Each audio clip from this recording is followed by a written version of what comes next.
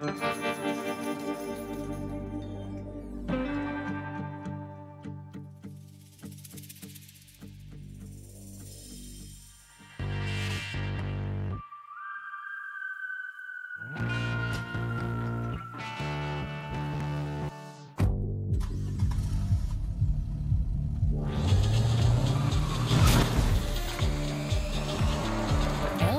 Scores – ātri rezultāti.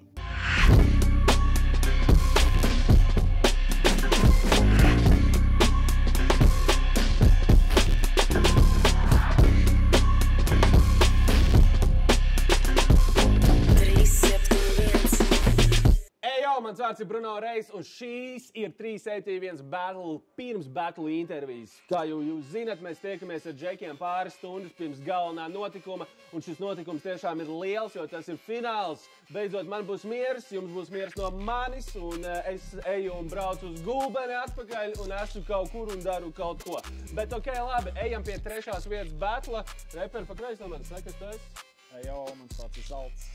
Kaut bija skietos, un tā ir tā savas dzīve, you know. Un reperi pa labi no manis, vai tu esi ieradies šodien? Labvakar. Ej, jo! Mēs spēlējam to aktieru spēli, vai tu vispār zini, vai ko tu vari pateikt? Bet labs ir, kungi, prieks jūs redzēt, battles pa 3. vietu, šodienas pēdējais battles, tāpēc pirmais jautājums laikam uzreiz visiem interesē. Dzīvi. Kā jūties pa pēdējo savu performanci un kas varbūt tās notika, varbūt vairāk? Nu, protams, ka nejūtos labi par to, kas notika. Nu, es teikšu, kā ir man personīgajā dzīvē bišķīt tas negaidīgs pagrieziens notika, un tas ir kaut kas, ko es negribu komentēt, godīgi teikšu, bet es battlā īstenībā mazliet adresēju vienā brīdī. Un, jā, 2. raundā būs. Bet vispār par iepriekšējo battlu runājot, es nezinu, nu, galvenokārt es gribu pateikt īstenībā paldies visiem 371 komandai un tev, Bruno, īpaši, ka vispār deva man iespēju atgriezties, jo, nu, apvisens, protams, bija ļoti. Nu, jā, nu, tā kā, paldies. Viņš jau bija gatavs izstāties. Ok, super, Zalts, kāda sajūta ir atgriezties pirmkārt fināla etapā? Diemžēl šoreiz ne pa 1. vietu, jā, bet pa 3. vietu, bet stilu fināla pasākums esi izgājis cauri visai sezonai, jau 2. reizi. Kādas sajūtas ir? Ir labas sajūtas, labas, protams, varētu būt labāk. Varēja būt pa citu vietu cīņu, bet kopumā, man liekas, ļoti forši sezonu.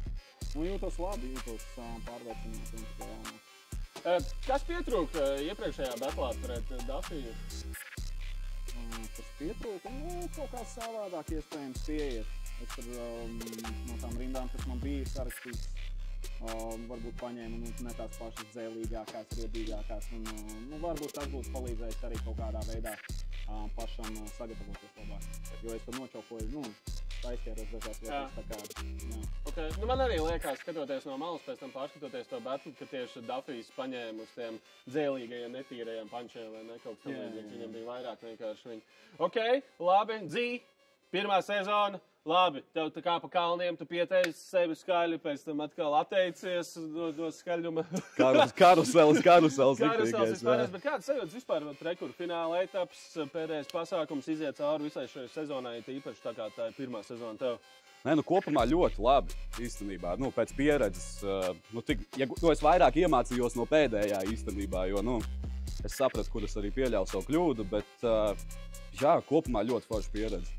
Man ir tāda sajūta, ka, es pirmajā intervijā, ko neizlaida, pateicu, ka, es pieteicos sev tā kā, ka es to uztveru kā tādu iesvētību, kad es gribu labāk rakstīt un tiešām uztvert to nopietni. Un tagad tā ir, jā. Jo es saprotu to, ka var arī īstenībā piespiest sev rakstīt. Ka nav jāgaida iedvesma, ka tu vari īstenībā arī piespiest. Kādreiz es gaidīju iedvesmu, tagad nē, baigi ir, būs viss. Jā, tas laikam ir biežākais, ko es arī dzirdu no citiem džekiem, ka tā sezonas gaita tev iemāca piespiest rakstīt, un tad tu iemācies rakstīt, bet mazliet šitā. Jā. Vajadzētu varbūt tās man arī iziet cauri beidzot. Zalts, kāds domas par šodienas precinieku par Dzī? Par Dzī, nav nekādas pozitīvas domas, bet es pastāstīšu vairāk droši vien batlā tieši. Gan par viņa iepriekšējo sniegumu, gan par šodien. Redzēsim. sanāk kārtējā reize, ka tev ir jauns, var teikt, apkameras pretī batlā.